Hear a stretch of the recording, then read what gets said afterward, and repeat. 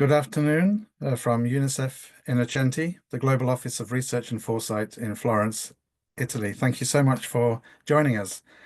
My name is Gavin Wood, and I'm delighted to welcome you to the first webinar in our series Beyond Barriers, where we look at the opportunities in conducting disability inclusion research.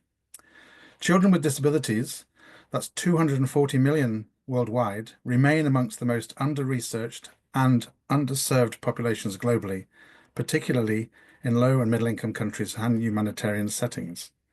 Despite growing commitments to removing the barriers to inclusion, critical evidence gaps persist, leaving policymakers, donors, and practitioners without the knowledge needed to design effective interventions.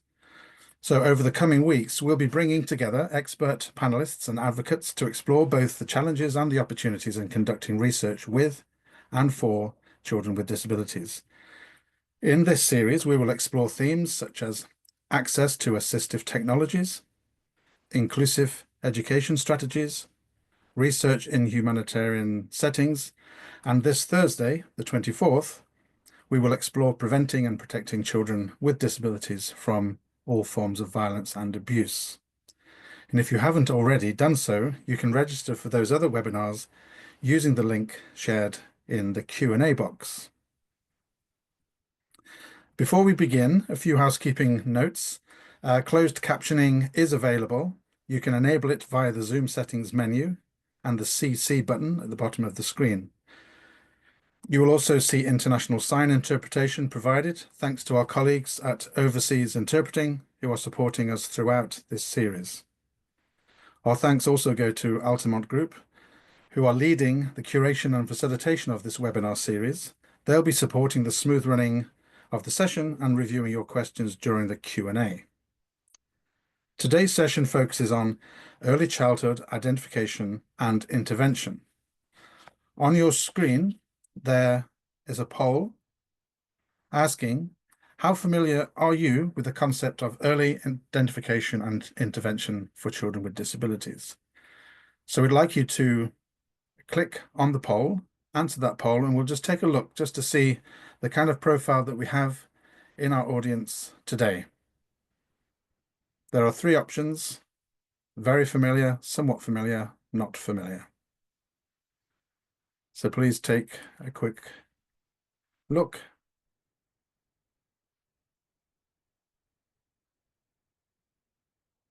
I'll pause for a moment, and then shortly we'll see the results on the screen before we proceed.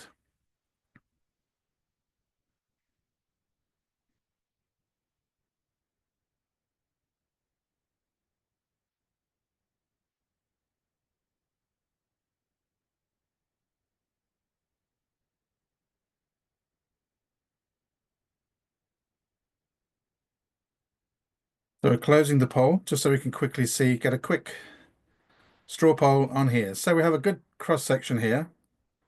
So 60%, nearly 2/3, very familiar. 20% of you somewhat familiar, and a number not familiar at all.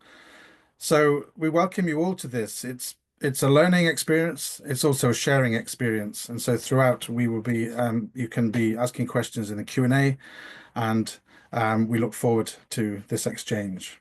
Thank you so much. It is my pleasure to introduce our moderator for today, Dr. Alexandra Karowska, a full professor at Saints Kirill and Methodius University in Skopje, North Macedonia, and senior fellow at the Rice Institute in Washington, D.C. Alexandra has led and co-led UNICEF-supported situation analysis on early childhood intervention in North Macedonia and in Tajikistan, and coordinated Erasmus projects advancing early childhood intervention and family-centered practices.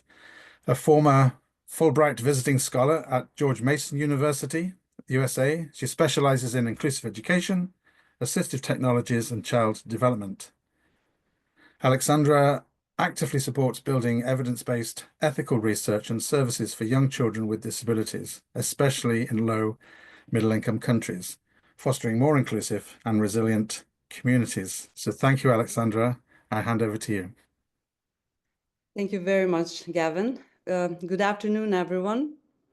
and good morning to some of you in different parts of the world. It's a great pleasure to join you today for this very important session of the Beyond Barriers webinar series. So as many of you know, you're all experts and researchers in the area of early childhood intervention. Early identification and intervention are very essential for ensuring that children with disabilities receive timely support to reach their full potential. Yet, as many of us know, research in this area still faces significant challenges, research gaps, and barriers. So we look forward to an engaging and thought-provoking conversation, and we encourage all of you to participate actively throughout the polls and the question and answers or Q&A sessions. Before we begin, allow me to provide a very brief overview of today's agenda, which you see on your screens. So we will start with 3 short presentations from our speakers. Each of them will be focusing on a very specific aspect or very specific dimension of early identification and intervention.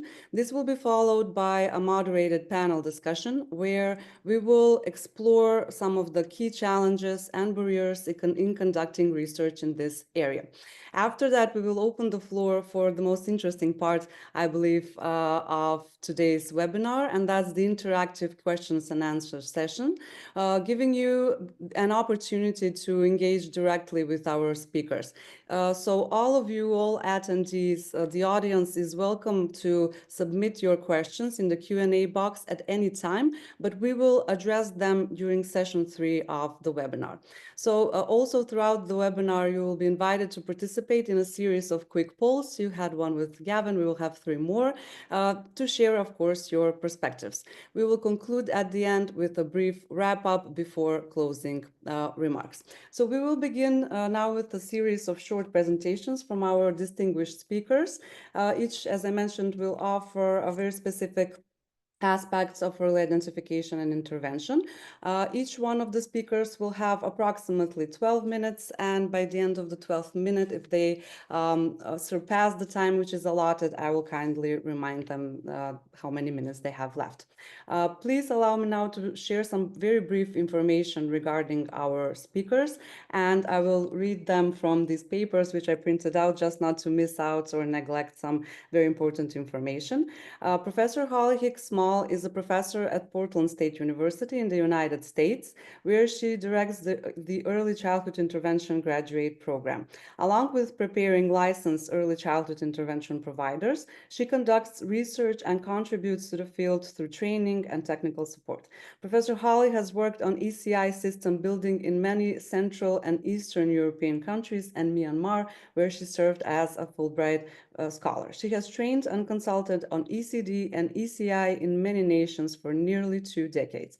Her research interests include identifying children with developmental delays and disabilities, developing coordinated systems, professional development, and family-centered services. Professor Meina Haders-Algra is Emeritus Professor of Developmental Neurology in Groningen, the Netherlands. Her research deals in particular with early detection of and early intervention in neurodevelopmental disabilities. She developed the Infant Motor Profile, IMP, and Standardized Infant Neurodevelopment Assessment, SINDA, and improved the General Movements Assessment. Together with Tineke Dirks and Shirin Akbari-Ziegler, she developed the Family-Centered Early Intervention Program, COPCA, which stands for Coping with and Caring for Infants with Special Needs. She has co-authored or authored over 300 publications in peer-reviewed journals, and she authored and or edited 8 books. She frequently teaches and lectures about early detection and early intervention worldwide. And Professor Toby Long is a professor from the Department of Pediatrics, Georgetown University, and Director of Workforce Development, Education and Training at the Thrive Center for Children, Families, and Communities. She is the founder and former director of the GU Certificate in Early Intervention Program and the creator of contemporary practices in ECI training modules. She's on the editorial boards of Physical and Occupational Therapy in Pediatrics and Infants and Young Children. She collaborates with colleagues on serving infants and toddlers with disabilities and delays using contemporary evidence-based practices throughout the world. So let us move on now. First, we will hear from Professor Holly. She will provide an overview of key definitions and concepts, helping us establish a common understanding of terms such as screening, referral, and early childhood intervention across different systems. Professor Holly, the floor is yours. Thank you, Alexandra. So today you'll hear about the benefits of early childhood intervention, otherwise known as ECI. These early supports can have lifelong positive impacts for children with delays or disabilities, but first we have to find the children. And research shows that we're actually not very good at finding children with delays without the use of a standardized screening tool. And even pediatricians only detect around 30% of children without a tool. So screening helps us answer several questions. Is the child progressing in their development as expected? Does the child need a referral for further evaluation? Or should we more closely monitor the child's development? The screening tools give us a quick snapshot in time, and the results are not used for a diagnosis, but they help us have an informed discussion with the family to determine next steps. Items are usually based on developmental milestones from a representative population sample. And there are broadband tools that examine multiple areas of development, as well as narrowband tools that might examine one area, such as motor. When we talk about universal screening, we mean that we're offering that screening service to all children rather than providing screening only to children we think might have a delay or disability. Next slide. So screening and monitoring are sometimes confused. They are connected, but they're not the same. When we think about monitoring, we often imagine a healthcare professional who is monitoring a child's development by recording their height and weight, asking the parents questions, and observing the child. Research shows that healthcare professionals spend very little time with each patient, and they're able to more accurately identify children when they have a screening tool. So screening and monitoring go hand in hand, but they are different, uh, different things. Next slide. So this slide shows the linked system of a process of developmental screening, referral for further evaluation, goal setting, intervention planning, and progress monitoring. On the left-hand side, you see developmental monitoring and screening. They go hand in hand. During usual monitoring, if there is a concern at a well-child visit, a screening tool can be used to gather more information. But screening should also be used universally at set age intervals for all children, such as at 9, 12, 24, and 48 months.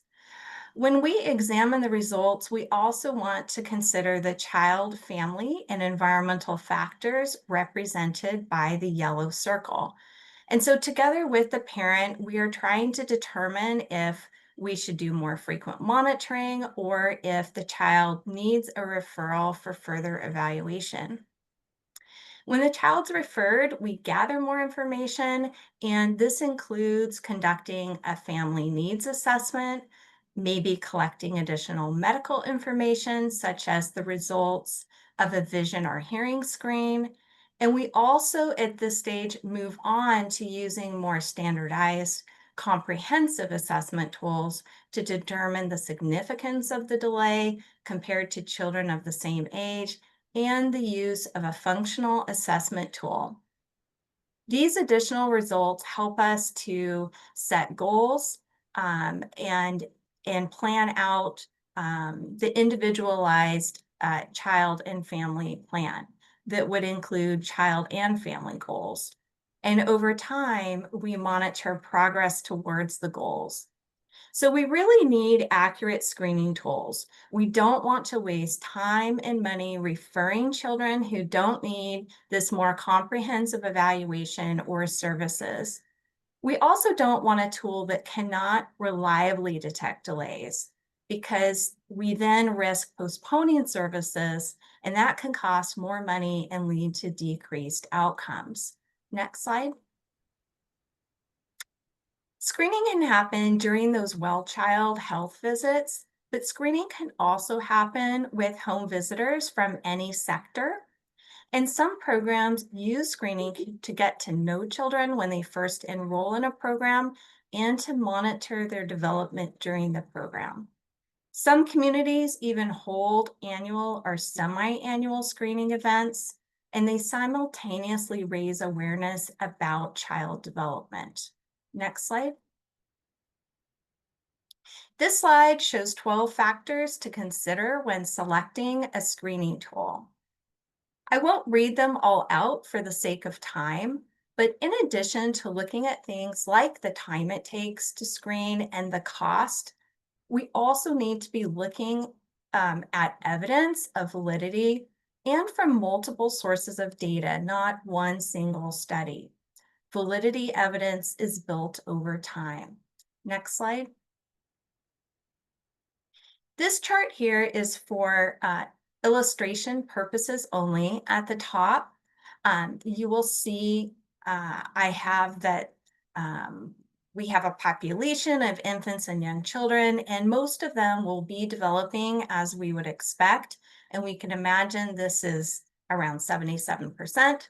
Another group might show a delay in one or two areas. We can imagine this is around 20%. A third group will have more significant or complex developmental needs. And again, this is hypothetical, but we could imagine it as 3% at the top. When you're selecting that developmental screening tool, we have to think about who we are trying to identify.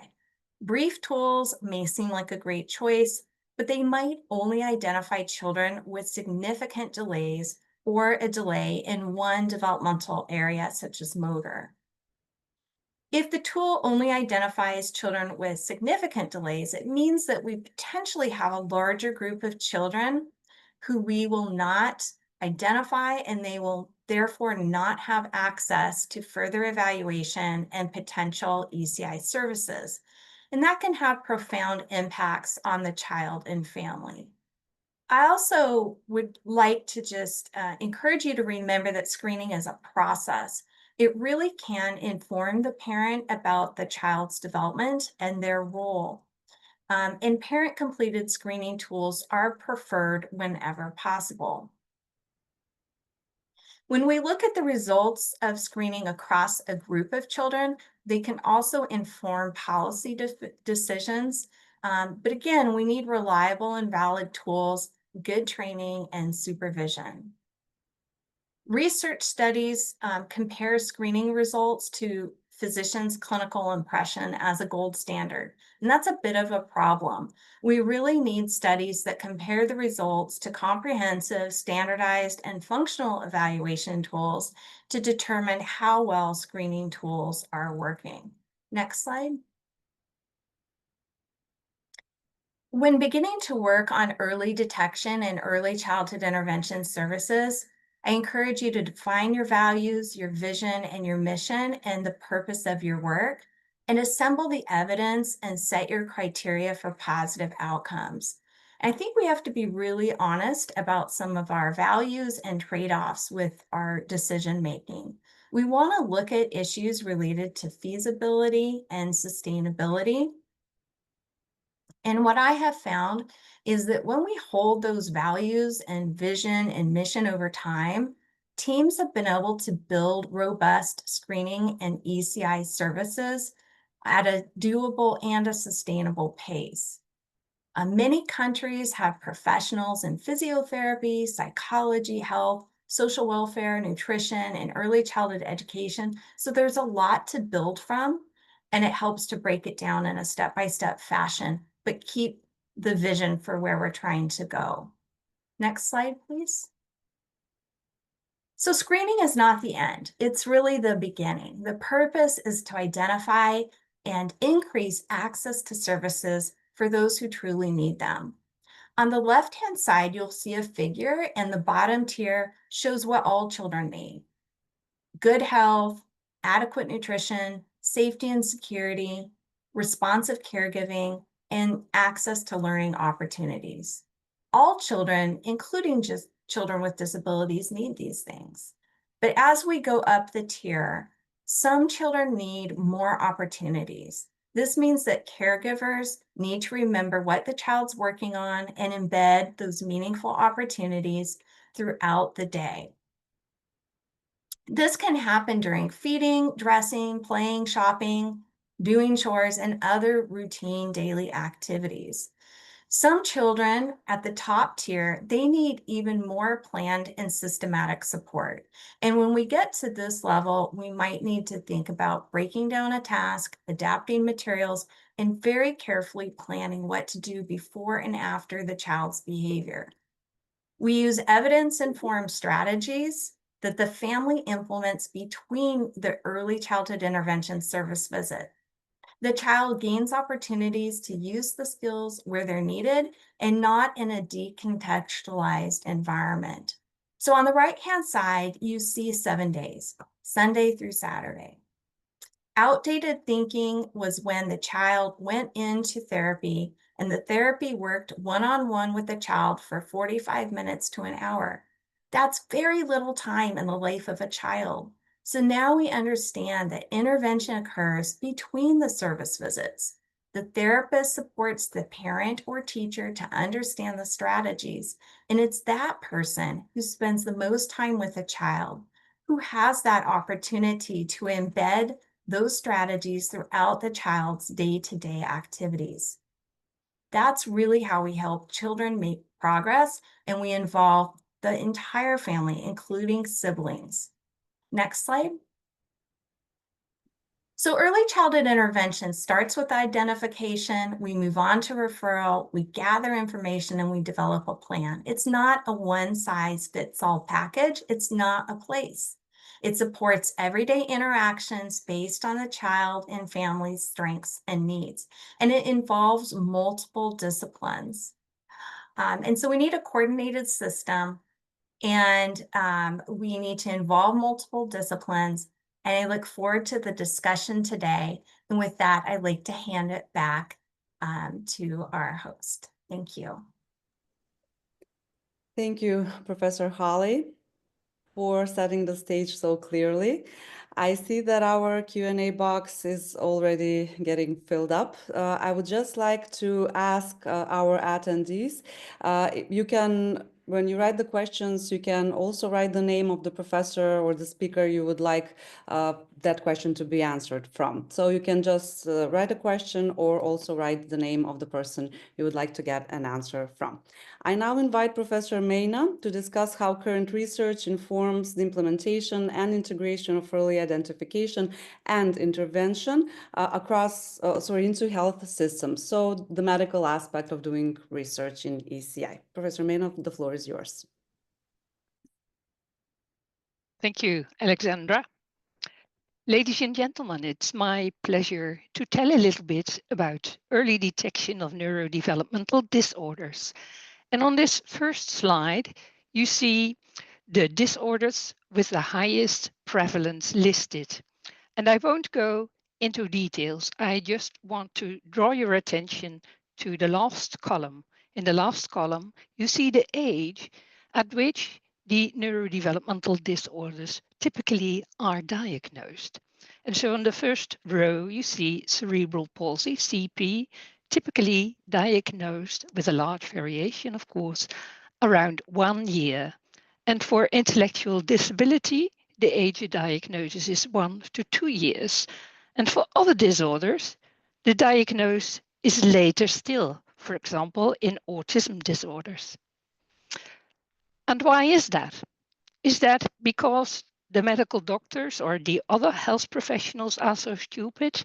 No, that's not the explanation. The explanation has to do with the developing brain. And here you see an overview of the developing brain. On the left-hand side, you see brain development from the outside during pregnancy. On the right-hand side, you see which processes play a role inside. So here the processes are listed. This is age. First in the weeks prenatally, so 40 weeks is term age, where you typically are born, and then age continues in months and then in years. And you have to read the slide as such that when the line is bold, it means that the process mentioned here is super active. And when the line is broken, it means that the process still continues, but less abundantly.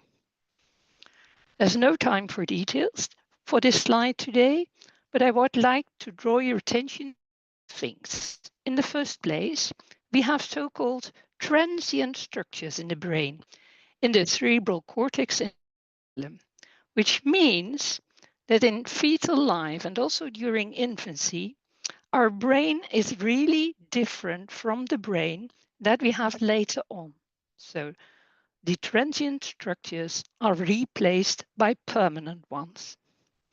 We're talking about neurodevelopmental disorders, and these disorders have their origin very early, genetically, prenatally, perinatally, or neonatally. And we discussed already that the diagnosis of CP is on average made at the age of 1 year, and that of autism typically between 3 and 4 years, which means that we have a gap between the moment of origin and the diagnosis. And you also can see that in this time interval, and in particularly during the first year post-term, brain development is very active, which means that we have a high neuroplasticity. We would like to use that neuroplasticity for early intervention. And that is possible because the trick is to discover the infants and young children who have the highest risk. So how can we perhaps do that? It's not so easy. So I think the breast procedure would be a two-step process. And the first step is in particular the history of the children. It is the process which Holly labeled the screening and monitoring. How can we detect the children who have a somewhat increased risk? So we can use the family history, all the neurodevelopmental disorders in the family. We can use the prenatal, perinatal, and neonatal history. We can use developmental milestones and socio-emotional behavior. And we can do this by a free interview or screening questionnaires or tests. And so that's the first step. So in these children in whom we think, you have an increased risk, we could do an assessment. And I would suggest to do the standardized infant neurodevelopmental assessment, the SINDA. The SINDA is a relatively new but very promising tool with 3 scales: a neurological, a developmental, and a socio-emotional scale. SINDA is for children in the age range of 6 weeks between 12 months corrected age. And you don't need an expensive toolbox for SINDA. It's relatively easy to learn on the basis of the manual, especially because it's accompanied by more than 160 video clips. SINDA has a good reliability. The neurological scale, you see here the form 1A4 page with 28 dichotomous items that are similar for the entire age range. And to do it cost you less than 10 minutes. And we were able to demonstrate in 3 studies that the prediction of CP and intellectual disability is very good with high sensitivity and specificity values. The developmental scale, here you see the form for infants 2 to 6 months, and there's a similar one for infants 7 to 12 months. 15 items per month of age, covering cognition, language, gross and fine motor development. It takes you, in the youngest infants, 5 to 7 minutes, in the oldest ones, 10 to 15 minutes. And we were able to demonstrate that the developmental scale predicts intellectual disability with a sensitivity of 77 and specificity of 92%. And then there is the socio-emotional scale, recorded at the bottom of the developmental scale form. Doesn't cost extra time because you observe the behavior during the assessment of the other two scales. The socio-emotional scale does not well predict behavioral disorders, and that's not so surprising. That really has to do with the development of the brain. You need a somewhat more older and more developed brain before you can express behavioral disorders. And so the aim of the socio-emotional scale is parental counseling. Now then, to research. How can you implement such a system? The history taking, of course, there we need to figure out how can we combine the history taking of family disorders, prenatal, perinatal, and neonatal history, and the development of the milestones, either by tests or questionnaires. On the slide, you see the most commonly used tests. And then combine it with the assessment of the SINDA, so to detect the really very high risk infants that need early intervention. So for that step, you need to train health professionals. And actually, we recently did in the Netherlands a feasibility and an implementation study in the primary health care setting. And SINDA was very well received. But there also are barriers. Here we are in the first step. What are the barriers? The barriers here are that there are, I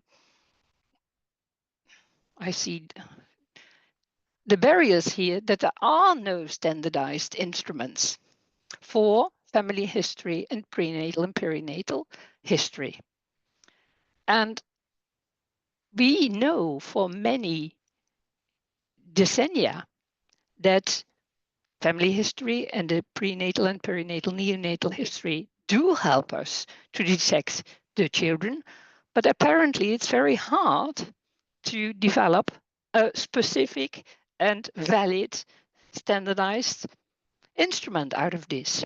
And what we also need to know is how can we combine such a history with the developmental tests and questionnaires? Which combination do we need? And so then to what are in the first step the barriers? Like I mentioned, it is not so easy probably to create a feasible questionnaire. So that is valid. And so perhaps we need a semi-standardized interview that primary healthcare workers can perform. And of course, another barrier is, because that's what Holly also said, we need to get all families involved. And typically, when you simply ask around, can you please come? You don't get the families that need the services most. What are the opportunities here? If you really invest in the primary healthcare workers and explain what the aim and the means of your study is, that is in general rewarding. And what you also need to do is create relationships with the families, and that you can do via the primary healthcare workers. Then to the second step. So the SINDA.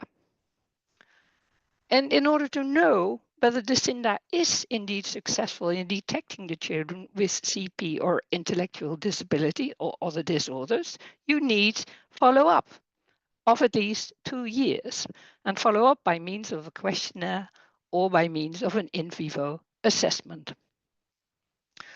And so what are the barriers here? In the first place, how do you get a sufficient number of primary healthcare workers trained to perform the SINDA? And then when the healthcare workers are trained, of course, they also need sufficient time to to perform the CINDA. Sometimes people forget that. And again, there you have the barrier of getting all families that you need involved. But again, also here we have opportunities. As I mentioned already, our experience is that primary healthcare workers really love to work with CINDA. It's relatively easy and it's very informative for caregivers. And in order to get the right follow-up, it is important to establish relationships with families involved. And we have been doing this for many years in Groningen. And we figured out that it works very well when you create newsletters so that you build relationships with the family. So you create a research family, so to say. So I would love to discuss this further. Sorry to interrupt. You have 1 more minute from the allotted time. I would Yeah, just, so I'm ready. Yeah. okay. Thank you very much then, Professor Mena, for those very valuable insights. I particularly like the parts about neuroplasticity, and of course, I think we should all take a very careful look at CINDA for the CINDA test for detection of children. Next, we will hear from Professor Toby. She will share findings on the effectiveness of screening and intervention processes and highlight the critical factors that influence successful outcomes. Professor Toby, last but not least, the floor is yours. Well, welcome everyone. Thank you, Holly, for setting the stage and giving us key definitions of screening, monitoring, and ECI services, and Professor Minya for your detailed explanation of the CINDA.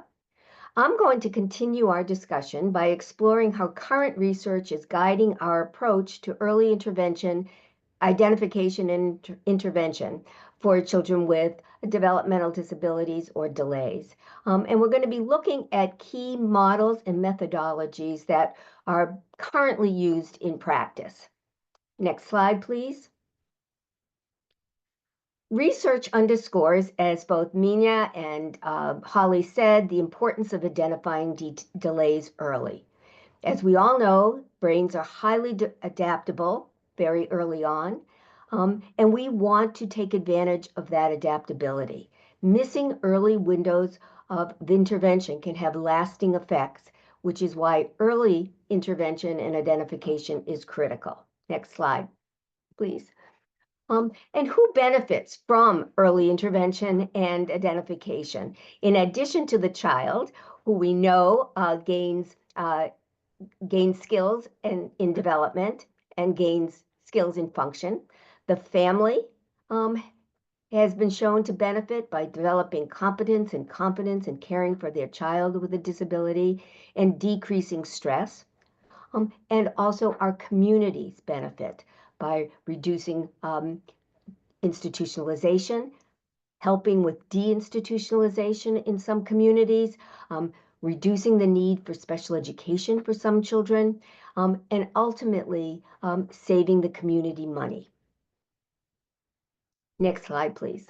In the United States, each state reports to the federal government the number of children receiving early childhood intervention who at age 3 have made substantial gains in their development, and the percentage who reach age-appropriate behavior in 3 areas.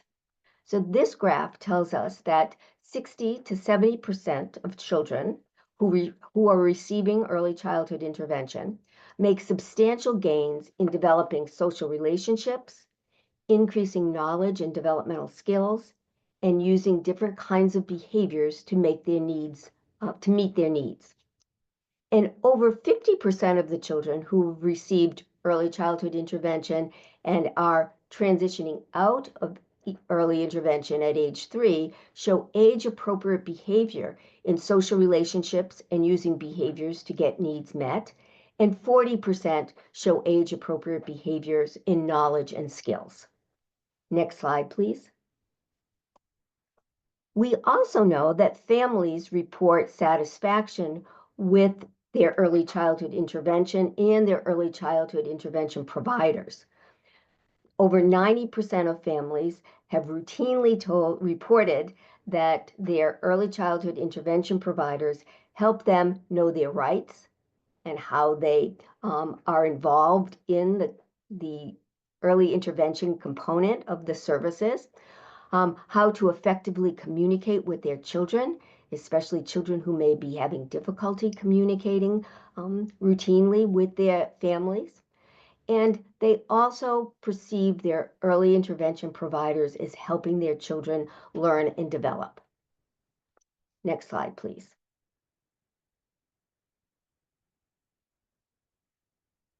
And finally, multiple studies, especially in the area of autism spectrum disorder, across multiple countries, have shown that it is much more cost effective to serve children with autism spectrum disorder early than waiting until they reach school age. And this has been shown not only in Western high-income countries, but in countries in Europe, throughout Europe.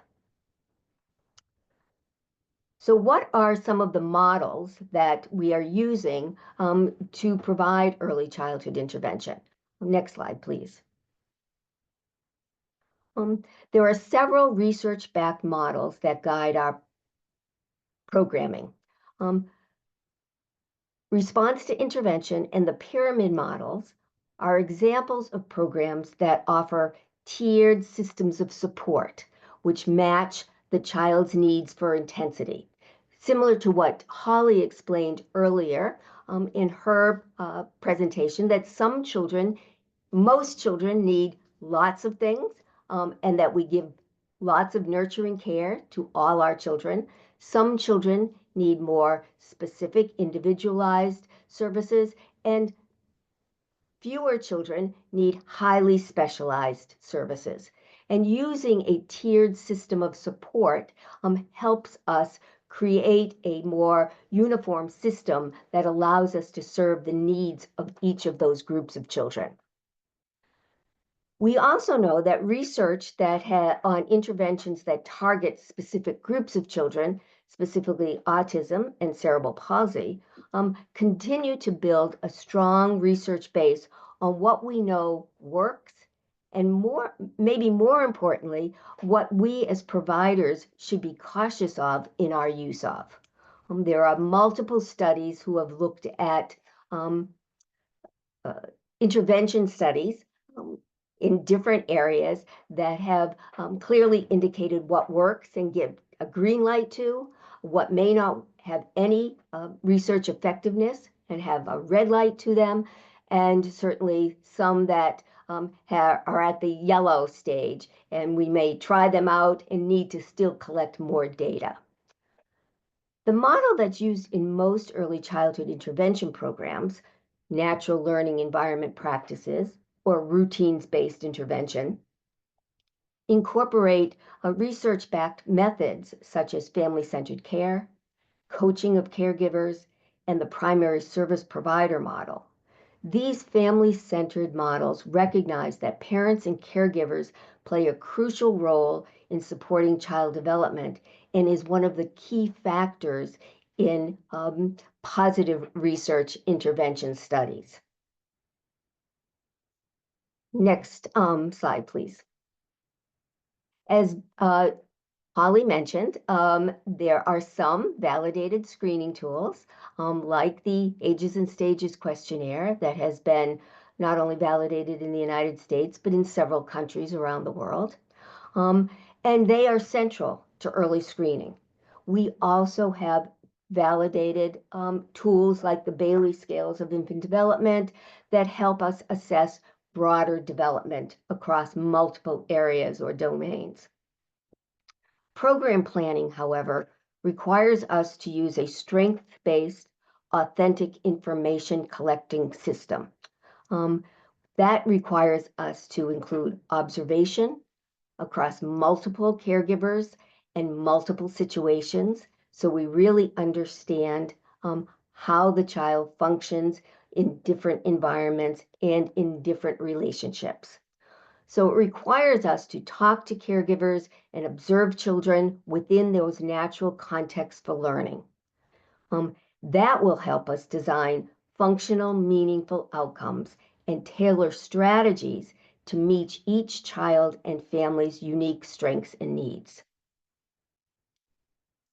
Children learn and develop using their curiosity, active discovery, and everyday purposeful experiences that occur in their child and their family and community. Thus, the role of early childhood interventionists, new slide please, is really to strengthen the parent capacity to provide children with the experiences most likely to support and strengthen their capacity. And that's the essence of what we consider contemporary early childhood intervention, is really working in collaboration with families in order to build their capacity so they are able to build the capacity of their child throughout everyday interactions. However, there are challenges to implementing that contemporary model. Although we have research that we feel supports the model from both a theoretical and an empirical standpoint, research also highlights inequities in identification rates, especially in marginalized communities, especially when we don't have validated tools for specific populations. And there is also a need for more trained providers. We all experience, no matter where we are, in high income or low income or middle income countries, there are not enough appropriately trained providers to provide early childhood intervention to the growing numbers of identified children. And we also need better integration of research into policy and practices. We all know that it takes many years for research to embed itself into ongoing practices. We need to really try to speed that up. And we need to support practices through a development of a holistic system of care. We have often kept all our services in a more siloed environment, and we now know how important it is to integrate services and supports throughout multiple systems. Okay, next slide, please. And then we have 2 slides of references, and let's go on to the enablers and barriers to effective ECI. So what does research tell us that enable or hinder effective ECI service delivery? Well, as I mentioned, integration matters. We know that integrated systems support early ID and intervention with smooth transitions across services and programs. And this is becoming more and more critical as we understand that early intervention ends at some point, but we want to make sure that children transition to another service provision if necessary in a seamless way, or out of services completely, and back into just doing what they would naturally do if they did not have early childhood intervention. We know, and certainly research over many, many decades have shown that when systems work in silos, children and families fall through the crack, or they get delays in the services that they need. Next slide, please. So what enables integration? Collaboration among systems ensures services are aligned, and that is key. Policies and funding provide the backbone to the system, so we want to make sure that they are aligned with the service delivery system. A trained workforce, appropriately trained workforce that knows contemporary early childhood intervention in addition perhaps to their own professional discipline is necessary. And also digital tools that cross systems so we can share information helps deliver consistent care.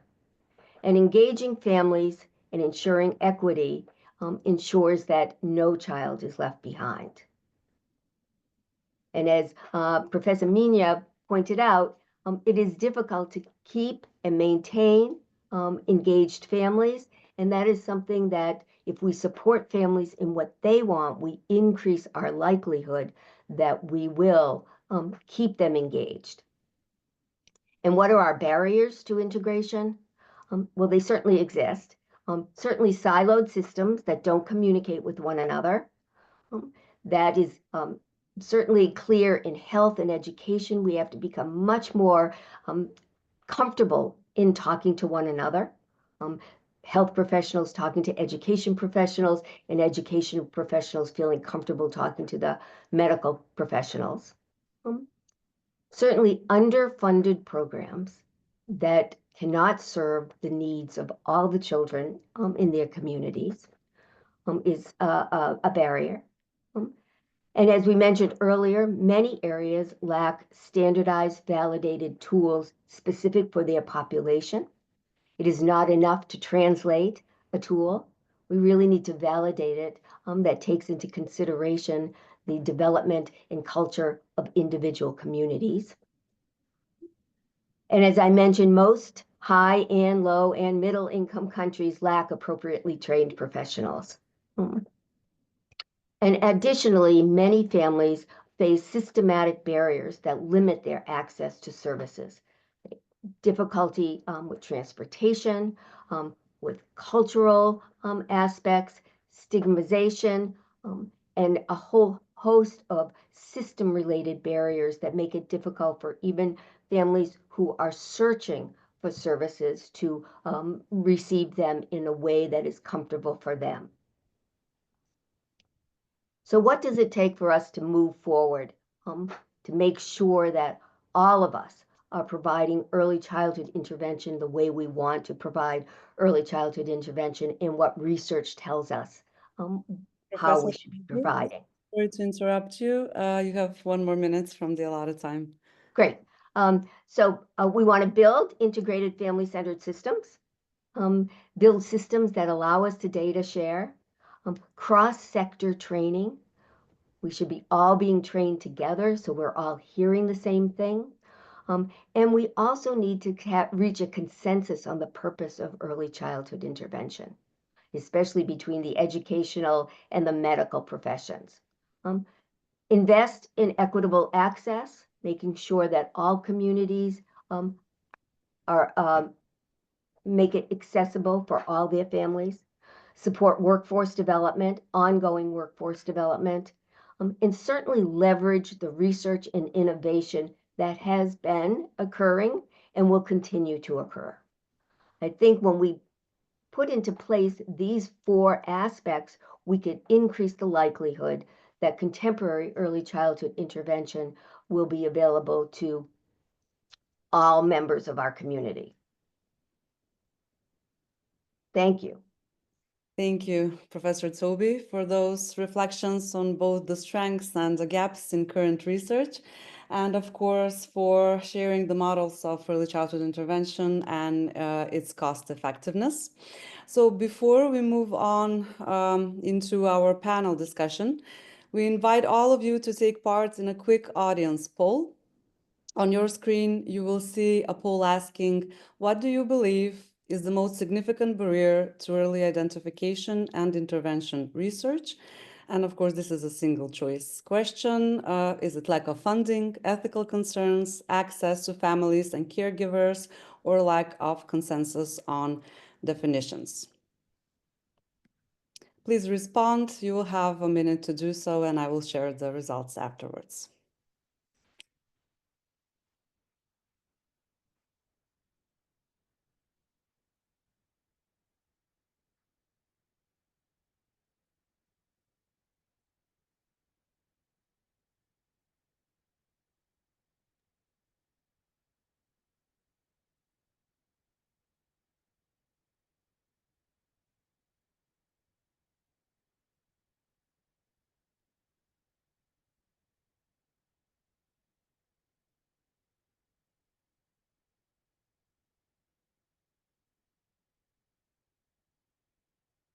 The poll has been closed now, and I'm just viewing the poll results.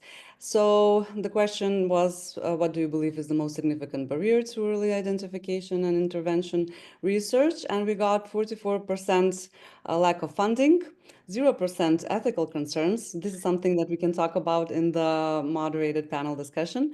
41% access to families and caregivers, and 15% lack of consensus on definition. So the two most selected answers were lack of funding and limited access to families and caregivers. And my guess was that the first option is going to be the most predominant answer, probably because most of the research of the attendees come from low and middle income countries, and lack of funding is the barrier that we all face often.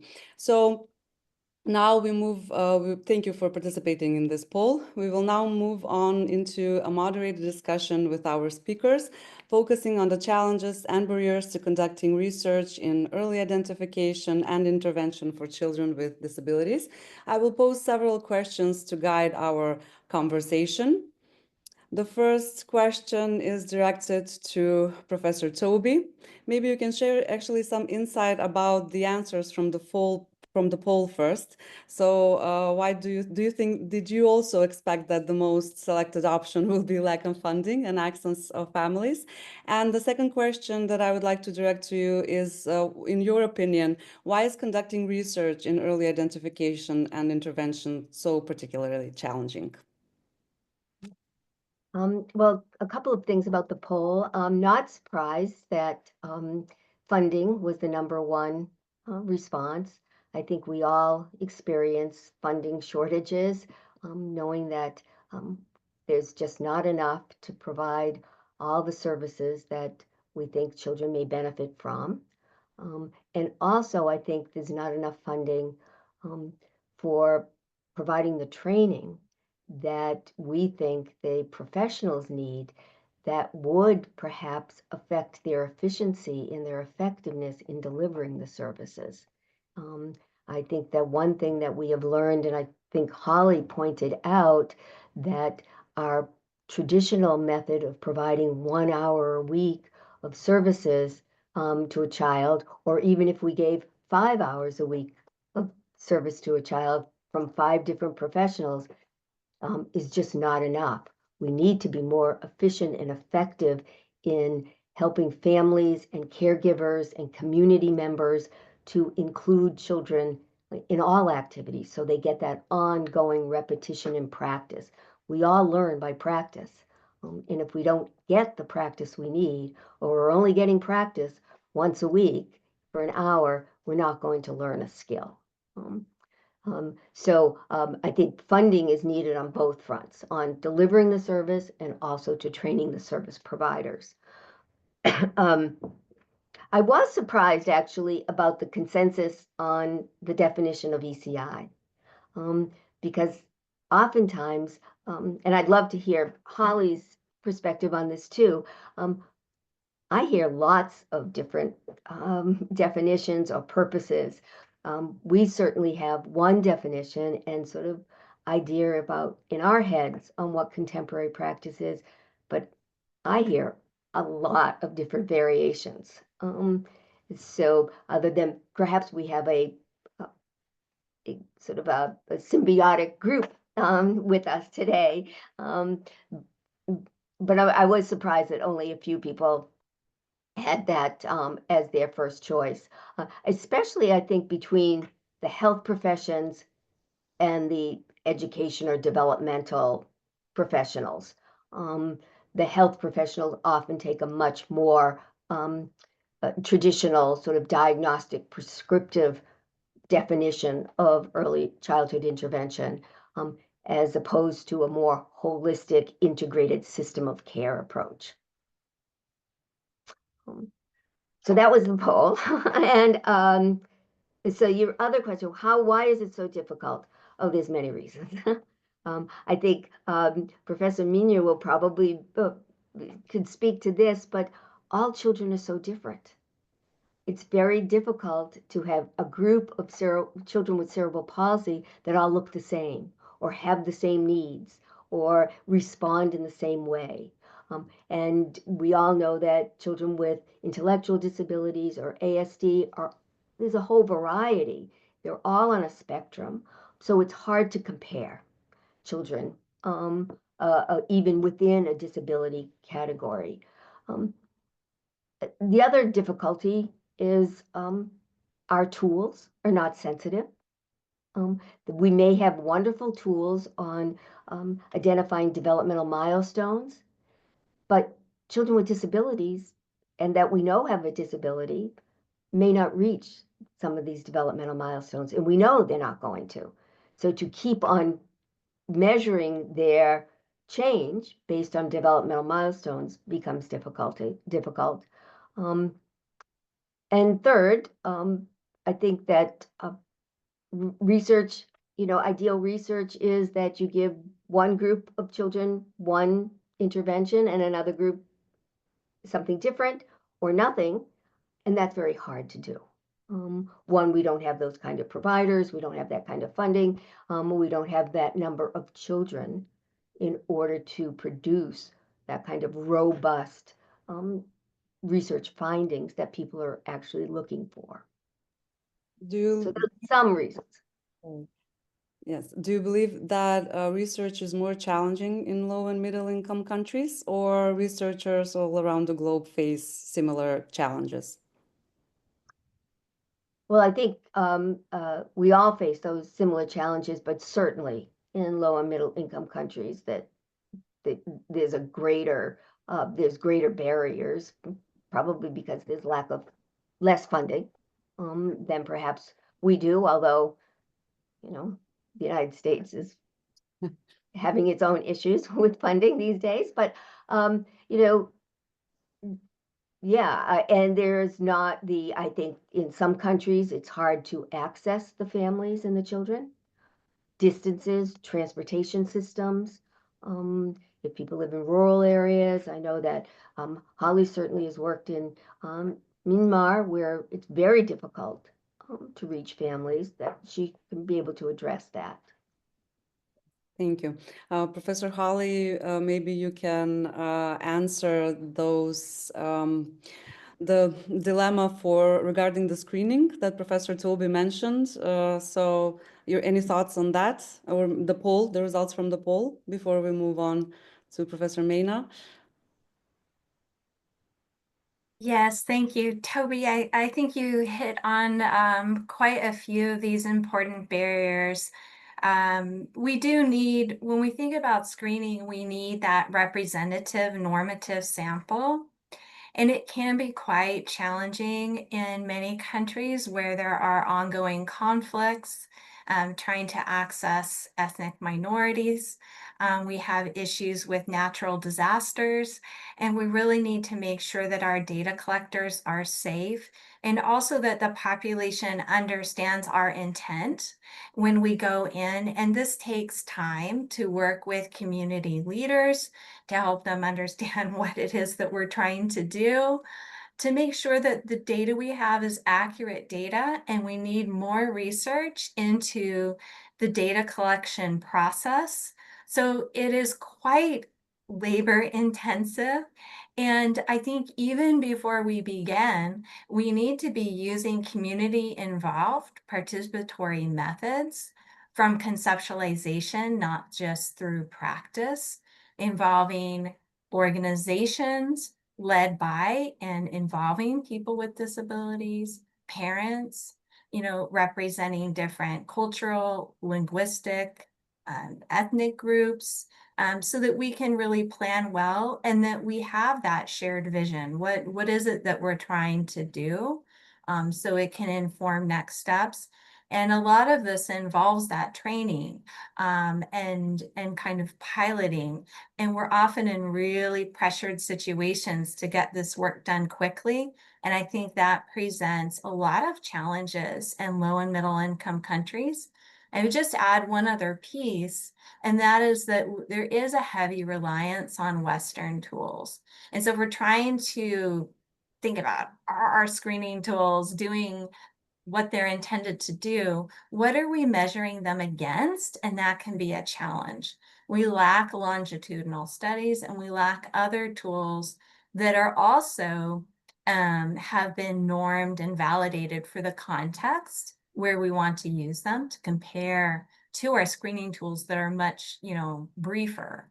So I'll leave it there, but yeah, I think there's a lot we could talk about. Thank you. Go back to participatory research afterwards. I would like to direct the same question that I directed to Professor Toby, to Professor Mayna. So in your experience, in your expertise, why is conducting research in ECI and early identification so particularly challenging? And is it more or less challenging in the medical field? Thank you very much, Alexandra. I don't think that, to go first with the last question, that it's more challenging in the medical field than in the other educational or whatever fields. We meet the same barriers. And I'm actually not surprised to find that the funding is the number one barrier. And actually, I was surprised that it was not a higher number, actually. And I think this problem is increasing and not getting less over the years worldwide, I'm afraid. So, but the getting access to families and to healthcare workers, I think, and I mentioned it already when I was speaking, is a problem, because in general, the families that are better educated, they more or less understand what child development is about, and they are worried. And when you do a study, they are interested because they like that, to know more about their child development, etc. But those families who have an increased risk, because usually the families with less education, they accumulate also other risk factors. So these families, they don't get, it's not because lack the cognitive skills, but they lack the background to understand why is this also for their family and for their child so interesting. And a few years ago, we collected the normative data for the SINDA in the Netherlands. And the Netherlands is a small country in relatively densely populated, but even we had difficulties to get our infant population group that was representative for the entire infant population. And so we did the following. I really invested in the primary healthcare workers. So I went to them, I lectured for them, discussed with them what they would think would help and how we could find the families and reach out for the families. And so then during the study, they also helped us. We went to the primary healthcare centers, and then the healthcare workers helped us, and they said, probably that family. And of course, we gave the families, we explained them, and we gave them small incentives. But there you also come, and I was surprised that there the answers, the ethical problems of the ethical concerns was not at all mentioned. I think it got 0% as a problem. But of course, because there you have a balance, yeah? You're not supposed to bribe the families into your study, yeah? And so how do you know that they voluntarily participate? Yeah, so you have to explain, and they should understand so much that they like it to participate. And once you've caught them, it typically is relatively easy to get them also in longer follow-up, because then they understood, oh, this is nice, and I get feedback, I get all kind of information on my child. Yeah. So how this is the last question I was meaning to ask, but how can researchers meaningfully engage families and caregivers into ECI research, Dr. Mayna? Yeah.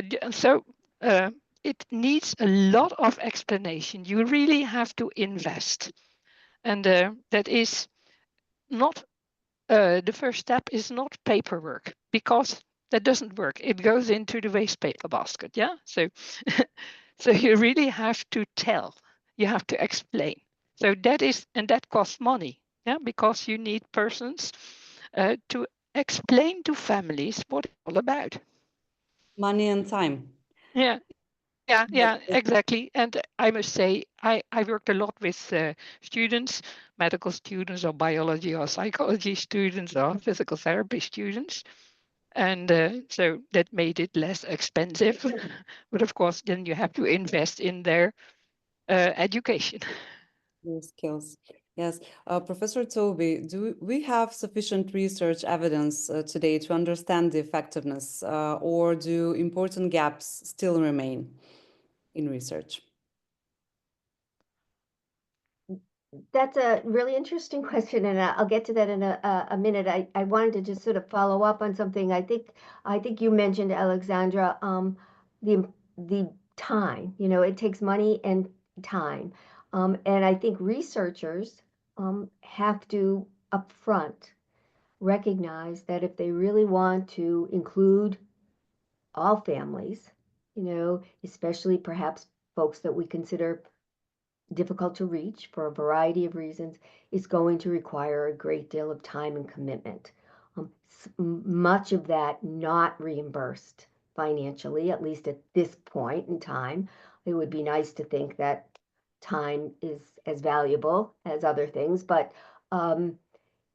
in order to do it correctly and not get frustrated in your attempts of research, you really have to get your mind around that I have to spend time, like Professor Mina said, about investing in the communities, spending time getting to know people, understanding their needs, their struggles, their strengths, and what they can give to the research process is really, really important. And that takes a lot of time. Your Yes. second question about do we have enough? We never have enough. We never have enough for a whole host of reasons. I think one reason is that we may not all look at the same definition of early childhood intervention in what we're measuring on. There's multiple components of ECI. You know, when we say family-centered care, being family-centered requires a variety of skills. And so are we measuring each one of those skills? How many of those skills are required to say that we are providing family-centered care? I think lots of people say they provide family-centered care, and when we really look at the components, they may be giving information, they may have a nice relationship with the families, but are they really providing that capacity building component that is really building on the family's strengths and meeting the family's needs and not us telling what the family should be needing, which is often happens. So I think that it really provides a struggle on, we have research on components and how many and how robust do each of those components need to be in order to feel comfortable that we have the backing to ECI in general. And that I think is really a struggle, because we can, you know, anytime any of us sort of do a search on research, we could maybe do a search like on ABA therapy for children with autism. But that's only one small component of intervention for children with autism. That may have a more robust research base because it's perhaps methodologically easier to gather data, but that's only one piece. That doesn't mean other things for other children may work just as well or better. So individualized. Very individualized. Thank you. And Professor Holly, do you think that the existing research methodologies are adequate to address the gaps in research, or do we need new approaches? And maybe which approaches you would suggest? Another great question. We have a lot of approaches that have been used across the globe. I mean, we have quantitative, qualitative, focus groups, mixed methods, case studies. We do have a lot. I think where I see things growing and where there's a gap is around what we can do with technology. And even in very remote areas, there are ways to use tablets to enter data.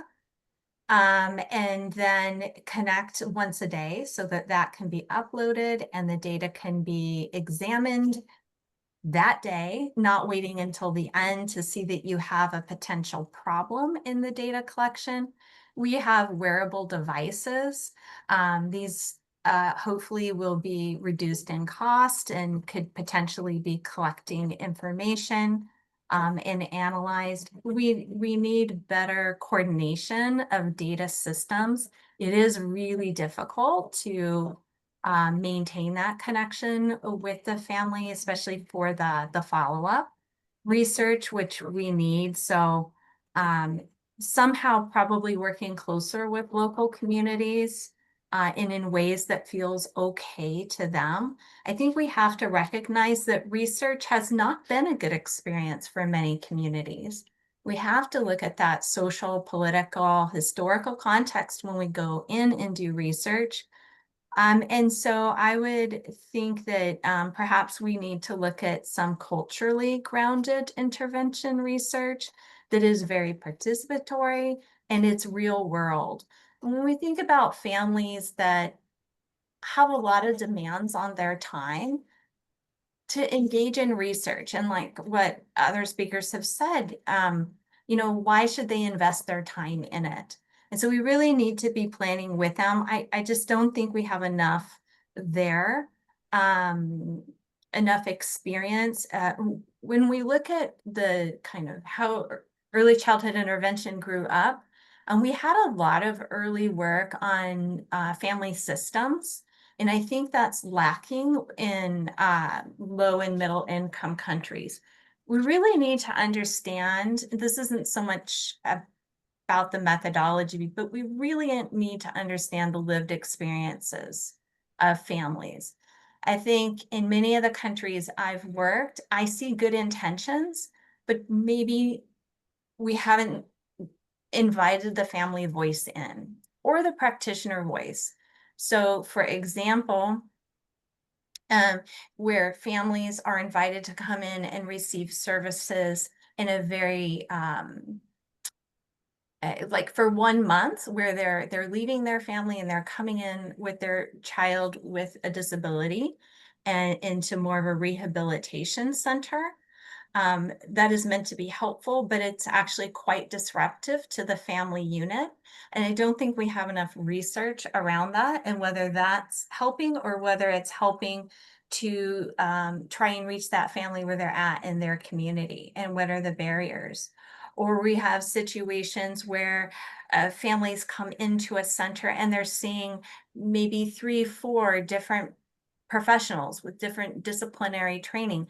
Again, it's meant to be easier for the family, but that can often be very overwhelming for the family. They're receiving different guidance and it can conflict with the other provider. It's disconnected.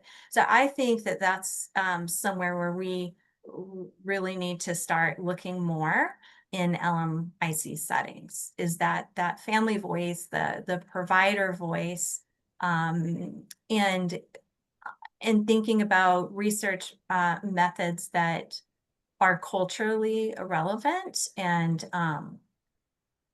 and strengths based. Sorry, just one final thing. Toby talked about different models, and I think we need to compare and contrast models. And we also need to be looking at things like implementation science, looking at process, and looking at fidelity of implementation, and also cost effectiveness to guide some of our policy decisions. And we need more policy research as well. Yes. always participation based. So the participatory approach is the way to go. I'm not going to be drawing conclusions now. I will leave that to Gavin at the end of this webinar. But thank you, Professor Holly, Professor Mena, Professor Toby, for these reflections. And very important perspectives. We will now have another poll so that our attendees can share their perspectives on research barriers, and after we will move on to our Q&A, questions and answers discussion session. And on your screen, you see audience poll number 3. What is the most effective way to involve families and caregivers in the early intervention research? Again, it's a single choice question.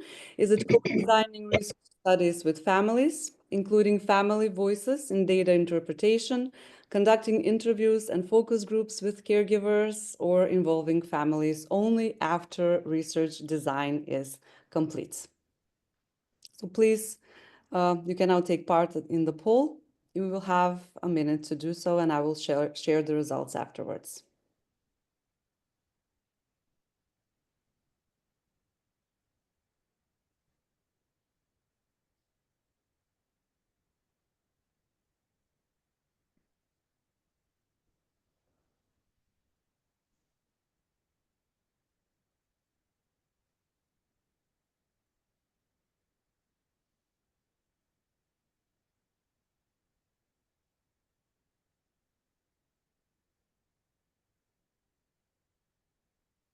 And here we have the results from the third audience poll.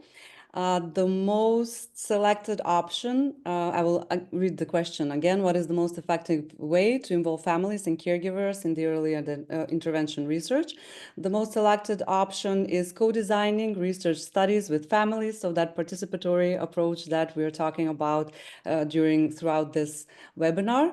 The second most selected answer is conducting interviews and focus groups with caregivers with 24%. The first option was 59%.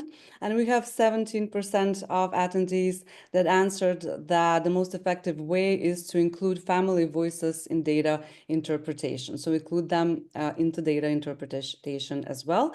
Of course, 0% answered that the most effective way is to involve families only after research design is complete. So we have a wonderful audience today, well taught, well educated. And now, thank you once again for participating in this poll.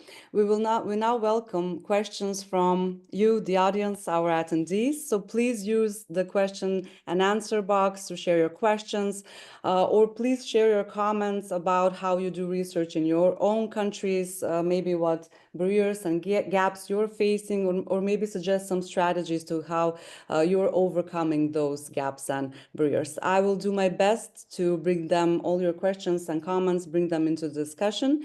And please, as I mentioned before, ensure that you direct your question to one or more panelists.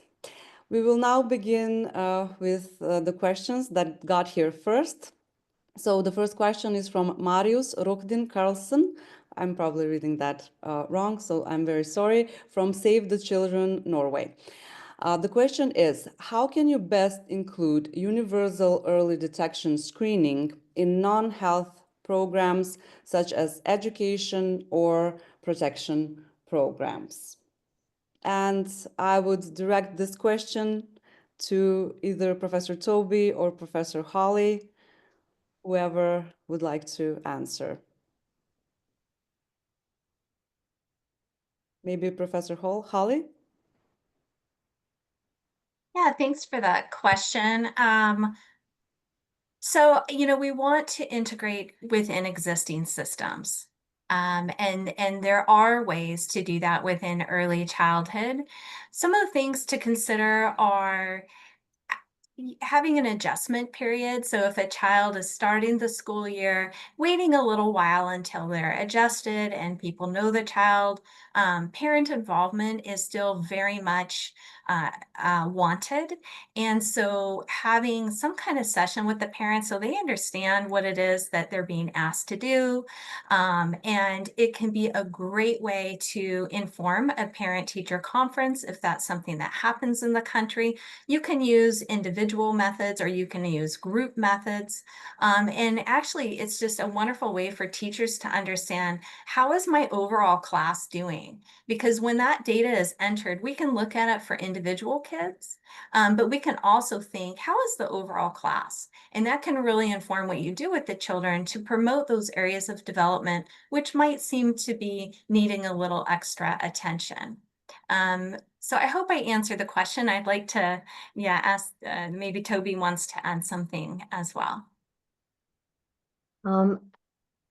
So I know that we often are encouraging pediatricians, because they are often the person who sees the children the earliest, to go to, well, baby checks, to do screenings on a regular basis.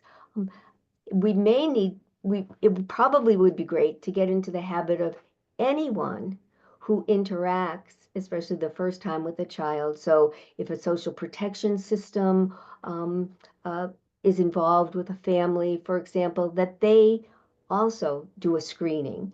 I know that in the United States, we have a law that children who are referred to, children under the age of 3 who are referred, or in their families referred to social protection, a screening is done and referral to our early intervention program is done. Maybe that should become much more universal.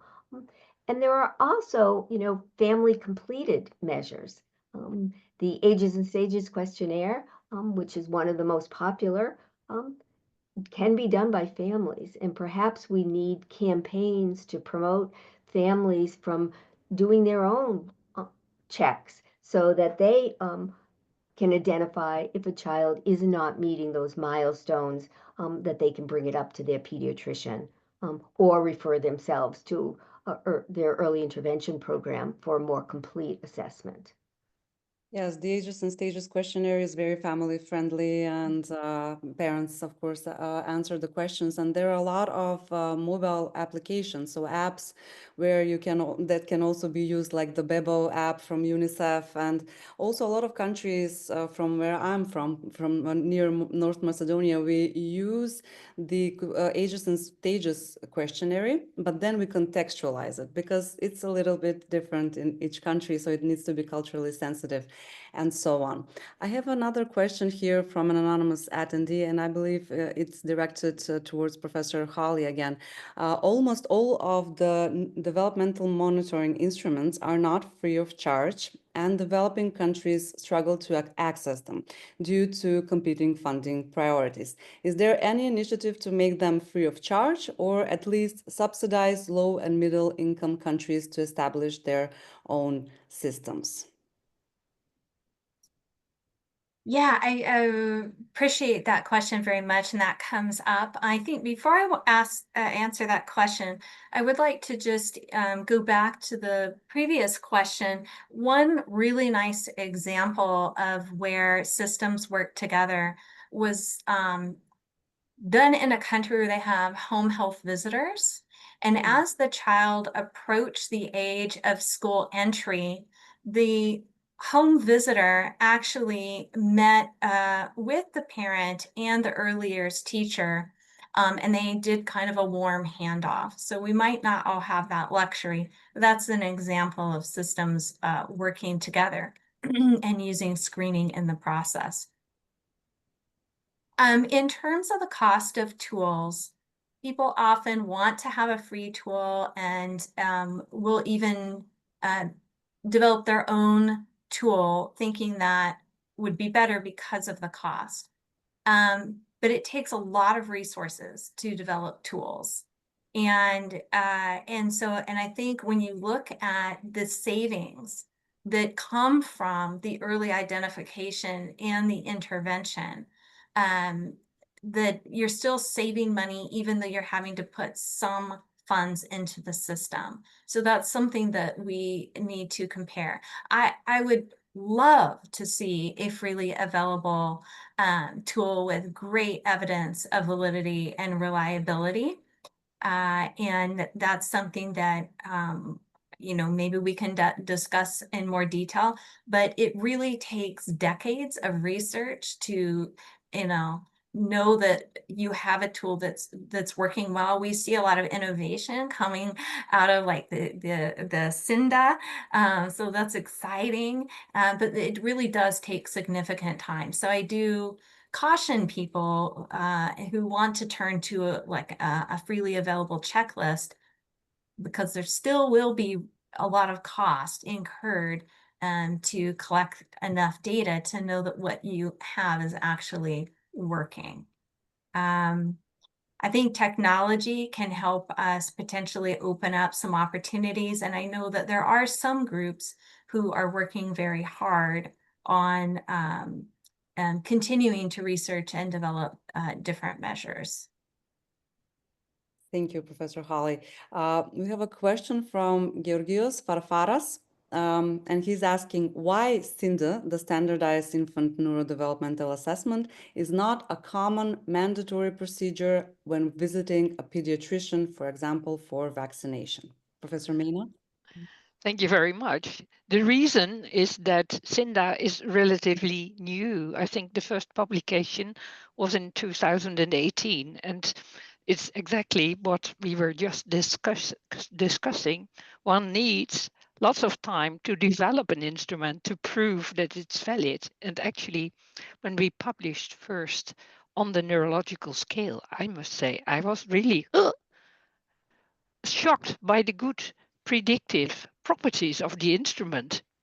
And we think that it predicts so well is because it includes the observation of the quality of spontaneous movements. And that's what we learned during the last decades, that the quality in terms of variation versus stereotypy really helps us to detect these children at high risk.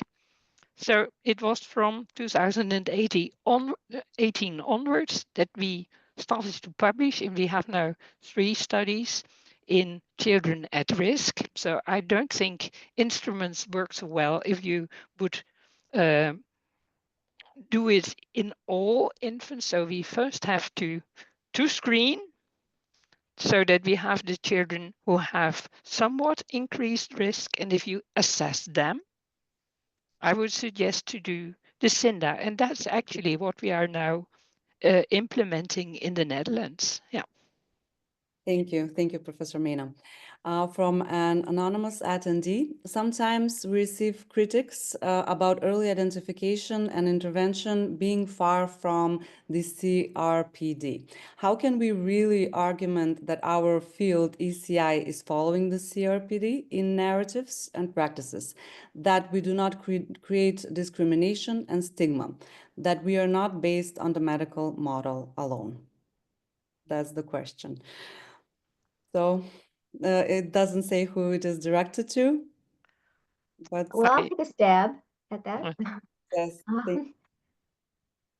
I think if we practice ECI as sort of the contemporary model, sort of supports, in which we collaborate with families as equal partners, we address their needs, not what we see as the need, that their needs based on function.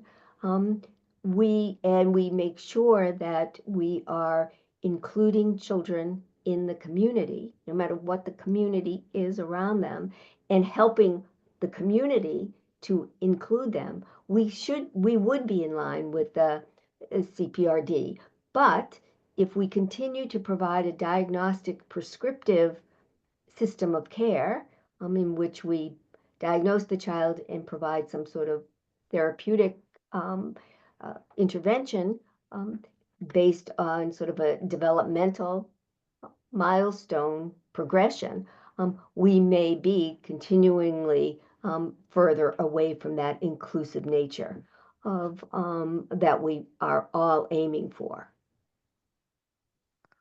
Thank you. May I add, Alexandra? Yeah, because earlier on, Toby, you also said that in the medical field, we generally have this non-holistic approach. And I think traditionally that was indeed the case, but it's changing. And that's Alexandra mentioned that we developed the COPCA program, Coping with and Caring for Infants with Special Needs, really family-centered. And there the key is for young children, the key is that families are coached, and our research also was able to demonstrate that this coaching really empowers the families and helps the families to deal, to cope, like we said, with this child with special needs. And the program was developed by Tineke Dirks and me, and we both have wheelchair mobility. So we are really very well aware that many people in the healthcare system, traditionally, they mean it all very well, but top down, they implement and they put on you all kind of suggestions, you inform you, but they don't ask you what's important in your life. So that's really our starting point. And the nice thing of this COPCA coaching is that you also can relatively easily implement it everywhere, because coaching can also be done online. Absolutely. We have a question from Julius Mawandia. How can you strategize the identification of hidden children with disabilities around Africa and manage the way of their inclusion within the community and register them to the mainstream schools? Yes, it doesn't say who it is directed to. Someone with experience from... Now, if the children are hidden, which in some cultures is the case, so that the children are simply not out there, it is very hard to detect them. So one of the things that needs to be done is that families don't feel guilty, don't feel ashamed, because that's quite often the case. They think they did something wrong, and it's their fault that they have a child with special needs. It's not. So I think that's the first step that should be taken to inform the family so that they perhaps dare to bring their child out. So more raising awareness. Yeah. I would love to hear if somebody is on the call themselves who have a lot of experience in Africa or in some of these other sort of communities, what you would suggest. I think that if you know of any successful strategies and campaigns that you've been involved with. Yes. Sorry, Professor Toby, who did you direct that to? To the audience itself. Yes, but we don't have them. Oh, they can't They do can that. figure Oh, out that, but they can, sorry, they can write their comments in the Q&A box. So please share your Oh. successful stories, and I will do my best to bring them into the conversation. We now have Mary Wickenden, and she's saying in many low resource settings, there will be very few or no specialists like pediatricians or therapists. So screening, assessment, and intervention needs to be done by general community workers and others. Many disabled children will never have a formal assessment or structured intervention program. We need to think about how to roll out the skills to others who can support the family. So she didn't write where she's coming from. Maybe that would be valuable information so that we know the background. Another question I think is here. There are internationally approved screening tools. Is it allowed to design these tools to suit specific needs of the children and the societies? This is a good question. Can we use all those open source screening tools? Professor Holly, maybe? I'm not sure which tools are being referenced. Sometimes people will think that the CDC milestones is a screening tool, but it is actually not a screening tool. It's really important to go through the recommended process for adapting and translating a tool. There are steps involved in that, and it's actually more complicated than you would think in terms of ensuring that the item has the original intent. So yeah, I'm not sure which tools are being referred to here, but I would say there are many studies and guidance on how to go through and adapt and contextualize a tool for the purpose. So for example, you might have a questionnaire that in one context people are able to read and understand. And it's not simply just running the words through Google Translate. I mean, you really have to understand the items and know who it's being used with. Maybe you need some visuals even to help a parent understand the intent of the item, as an example. Yes, maybe they were not referring to screening tools, but developmental milestones. And so we are going back to the lack of consensus on definitions and the differences between monitoring, screening, and so on. And now we have a question from, I believe, our dear friends to all, Emily Vargas Baron. As ECI services expand in all world regions, should an ECI research collaborative be considered? If so, how might it be structured and what types of research should be given priority? Professor Holly, Professor Toby. Well, that certainly would be a wonderful endeavor, I think, to gather people, because we often are in these situations, in these groups, that people do have a lot to share with one another, especially in other areas of the world. Often people are always trying to adapt or hear or implement the Western style, and they need to. We always recommend take some time to adapt it to meet your community's needs. You're different, and knowing about your own community is really important. I think a collaborative in which people can share that kind of information and work together to bring the strengths of all of us together would be wonderful. How it would be structured, that's Emily's bag. Yes, maybe she can type a strategy and I can read it for all the attendees. Yes, Professor Holly, would you like to add something? Well, I think the more we have an opportunity to share and collaborate, the better.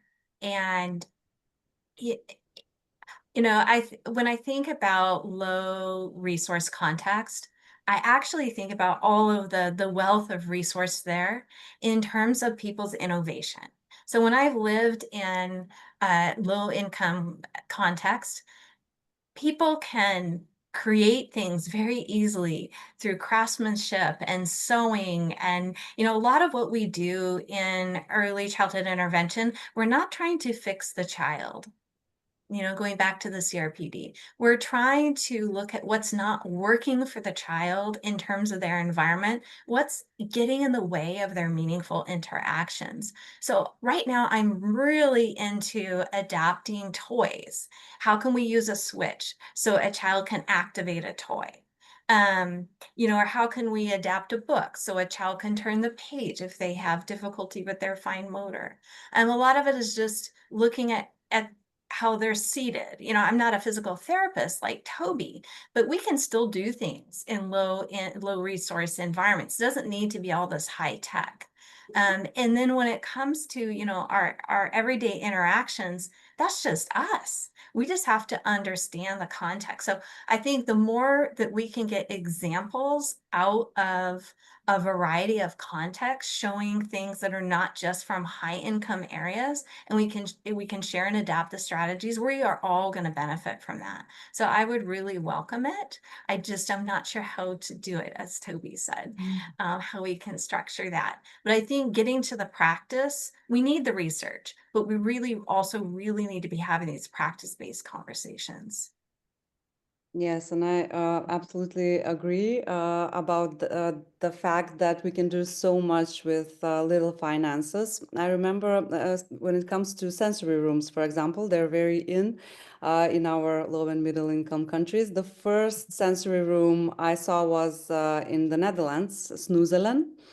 And it was all done by hand. So no large funding and so on, something that was done by enthusiasts. Yes.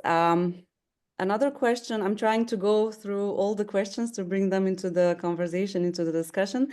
Bolako Olasinia from Lagos, Nigeria, is asking, it is very insightful that there is a general consensus on the role of funding in supporting children with developmental delays and disabilities.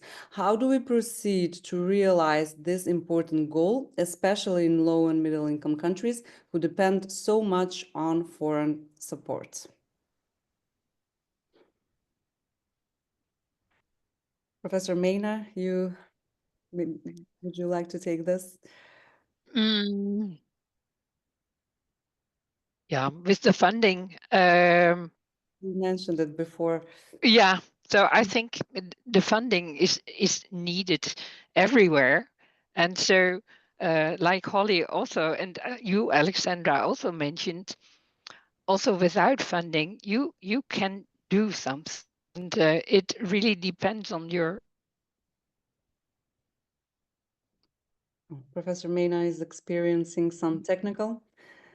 Call that used the medical and biology and the psychology students a lot, and because that perhaps refers to the question we had before, when you don't have very well educated health professionals, how can you implement all the strategies? And for instance, Cinda, like I said, we worked with the students and they very quickly learned how to do the Cinda, which means that you don't need an enormous amount of education to be able to carry it out. Yeah. So medical students, typically in the Netherlands, when they are in the end phases, they know what an infant is and what a young child is, but they actually don't have an idea what children do and what they are supposed to, how they're supposed to develop. Yeah. So, yeah. We're here. We have 5 more minutes remaining for this session. So maybe one more question from Marisol. How pandemia, so the COVID-19 effects on our children are taking into research? So has anyone conducted?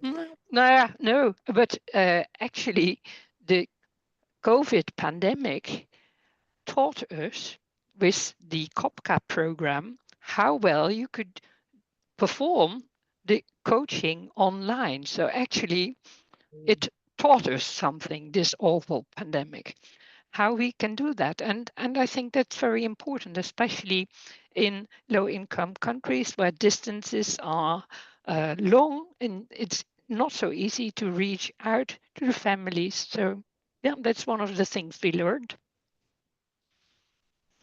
Would anyone like to add something more, something we didn't discuss? Maybe? Well, I think generally in research and in intervention, creativity is really, really important. Trying to see what, as Holly mentioned, about recognizing the barrier and sort of thinking through with team members on coming up with a creative way through that barrier. And I think the pandemic certainly taught us lots of things, that there are barriers that we could look creatively at and come up with a solution like coaching online. We could use that model in other ways, especially when we have lack of services or service providers, on sharing providers that can be available online, maybe to coach a coach that'll then coach the family, sort of professional coaching.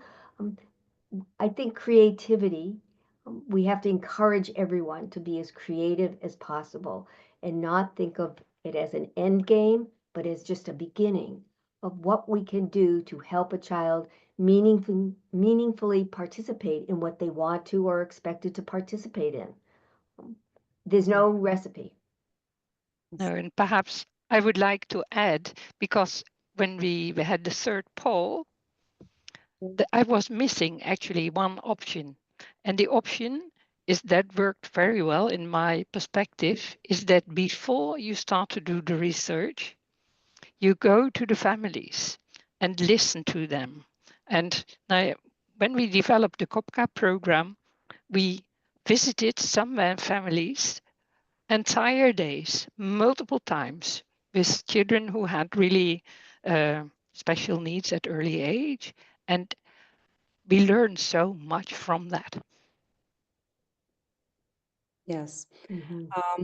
I completely agree, and I believe that we are using the terms universal design in learning. So maybe here we can have a word play. We can have universal design in research. So including families, their needs, their wants from the very beginning. If there is something I've learned from Emily Vargas Baron on while conducting national situation analysis, first in Macedonia, now we're doing it in Tajikistan, is that we need participatory approach from the very beginning. And so placing children, placing family at the center of everything, of course, but also in doing research.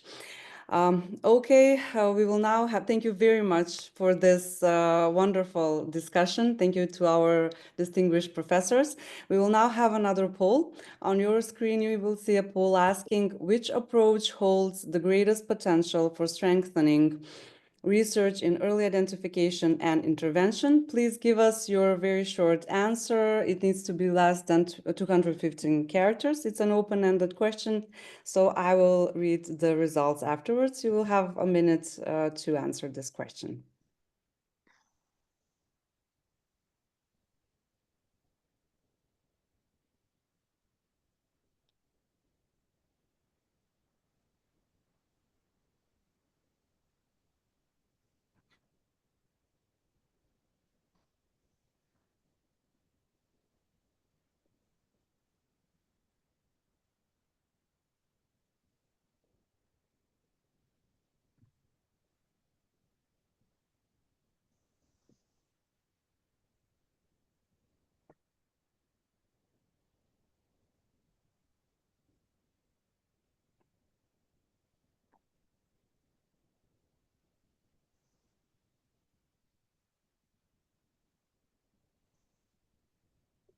Now the poll has ended, and our wonderful Altamont Group will share.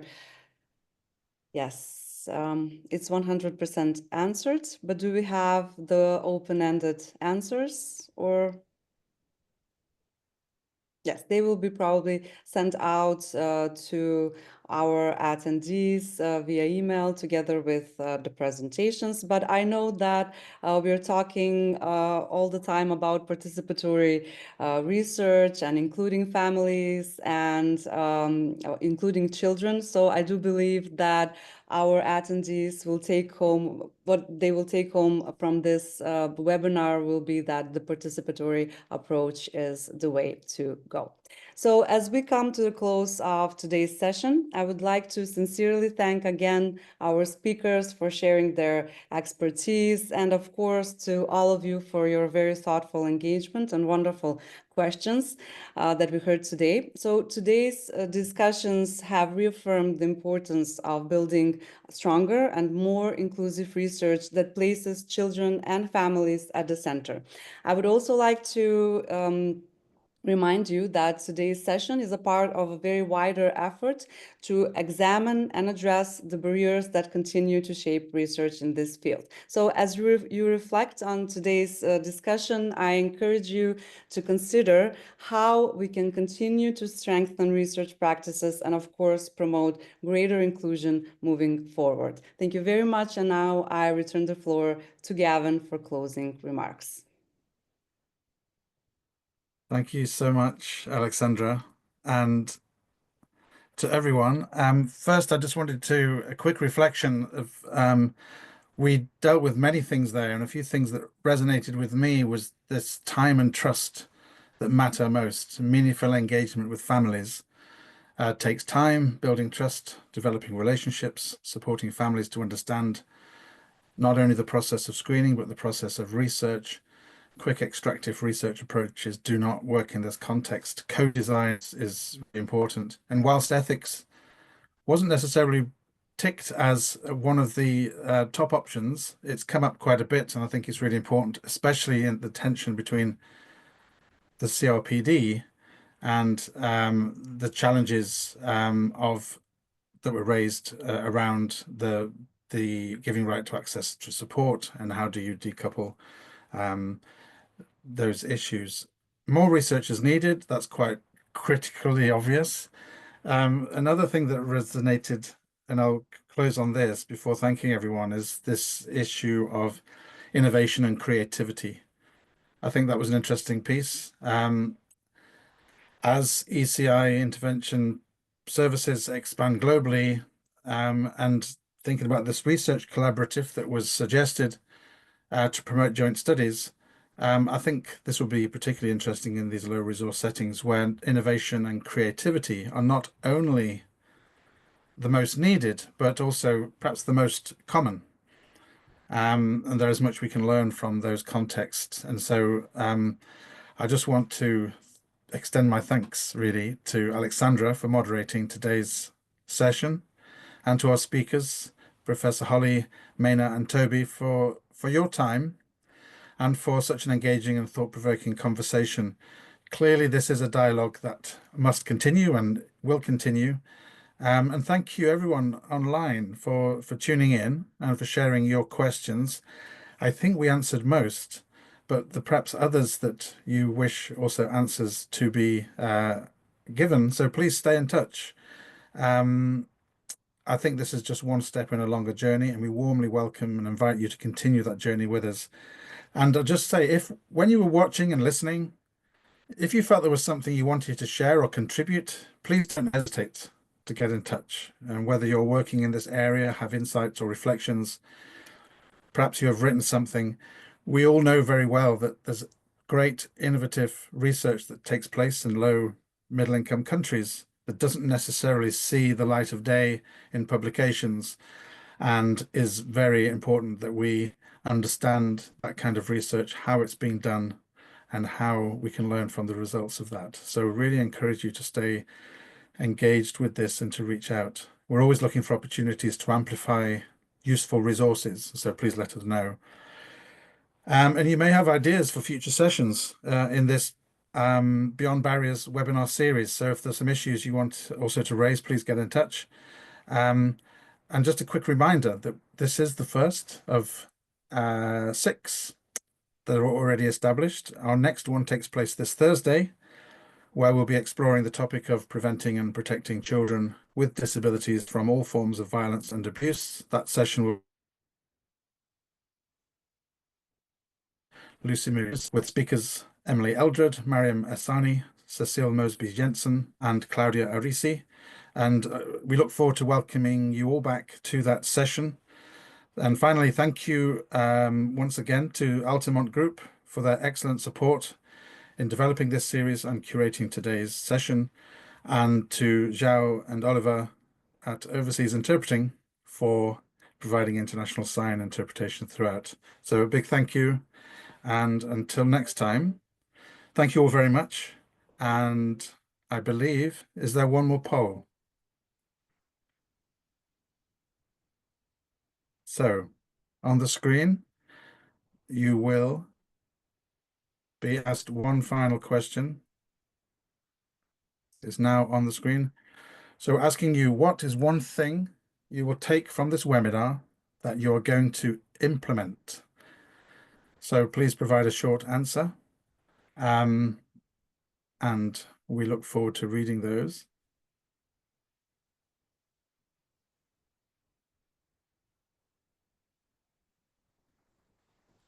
I believe since the last poll result, when it was open-ended, we didn't have the option to see the answers. We won't certainly have time to read them. So I just invite you to continue writing your answer as we speak. And just again, finally, to thank everyone once again for your time, and thank you very much.